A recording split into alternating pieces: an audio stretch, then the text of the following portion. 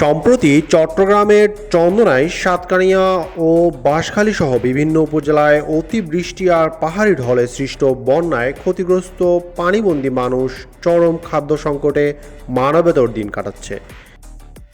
এমত অবস্থায় চট্টগ্রাম ফোরাম তেজগাঁওয়ের উদ্যোগে চন্দনাইশ, সাতকানিয়া, বাঁশখালী উপজেলার বিভিন্ন এলাকায় প্রায় 1000 বানভাসী পরিবারের মাঝে ত্রাণ সামগ্রী বিতরণ করা হয়।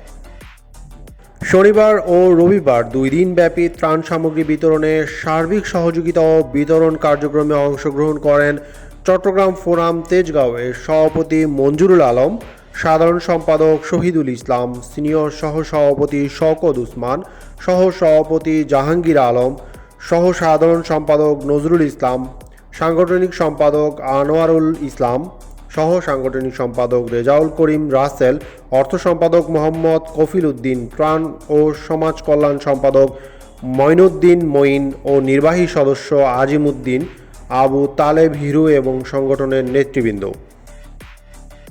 তারা জানান, বন্যায় ক্ষতিগ্রস্ত অসহায় মানুষের পাশে ত্রাণ সামগ্রী বিতরণ কার্যক্রম চলমান থাকবে। চট্টগ্রাম ফোরাম তেজগাঁওয়ের এমন উদ্যোগের ভূয়সী প্রশংসা করেছেন স্থানীয়রা।